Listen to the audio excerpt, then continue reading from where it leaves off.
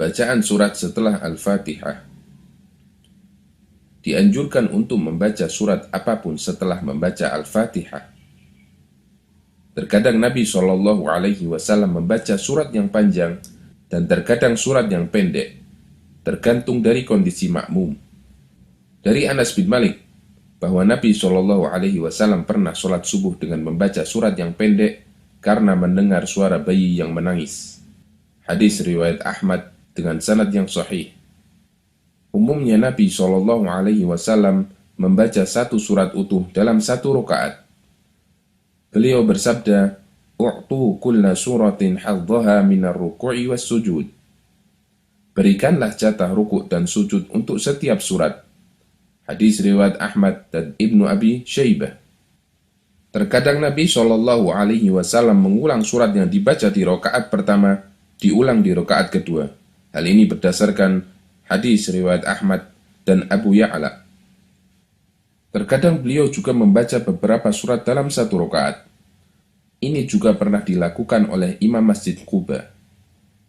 Beliau selalu mengawali bacaan surat dengan membaca surat Al-Ikhlas, kemudian disambung dengan surat lainnya yang lebih panjang.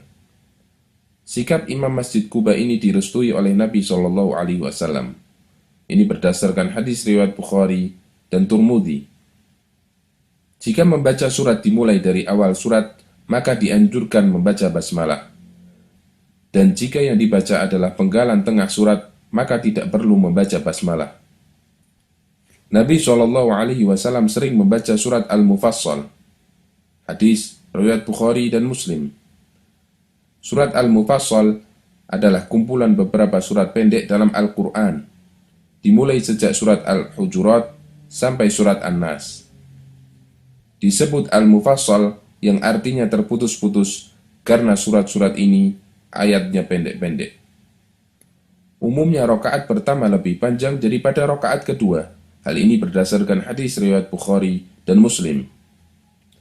Di antara surat yang sering dibaca Nabi SAW ketika sholat wajib dan sunnah adalah, yaitu ketika sholat sunnah qobliyah subuh. Di rakaat pertama beliau membaca surat Al-Kafirun, dan di rakaat kedua beliau membaca surat Al-Ikhlas. Hadis riwayat Muslim dan Abu Dawud. Ketika subuh di hari Jumat, di rakaat pertama beliau membaca surat As-Sajdah, dan rakaat kedua beliau membaca surat Al-Insan. Hadis riwayat Bukhari dan Muslim. Ketika sholat Jumat di rakaat pertama membaca surat Al-A'la, dan di rakaat kedua membaca surat Al-Ghashiyah. Hal ini berdasarkan hadis riwayat Muslim dan Abu Dawud.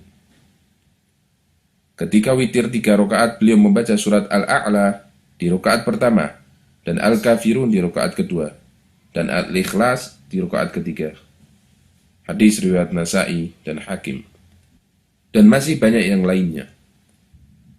Boleh tidak membaca surat setelah membaca Al-Fatihah. Sebagaimana pemuda yang ditanya Nabi SAW tentang bacaan sholatnya.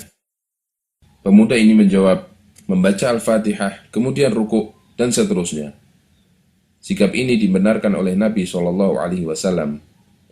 Hal ini berdasarkan hadis riwayat Ibnu Khuzaimah dan Al-Baihaqi. Untuk sholat tahajud, seseorang bisa membaca surat sepanjang apapun yang dia inginkan. Nabi SAW pernah membaca Al-Baqarah, An-Nisa, dan Ali Imran dalam satu rakaat sholat tahajud. Hadis riwayat Muslim dan At-Tahawi. Alhamdulillahi Rabbil Alamin, Ar-Rahmanir Rahim, Maliki Yawmiddin. Iyyaka na'budu wa iyyaka nasta'in. اهدنا الصراط المستقيم صراط الذين أنعمت عليهم غير المغضوب عليهم ولا الضالين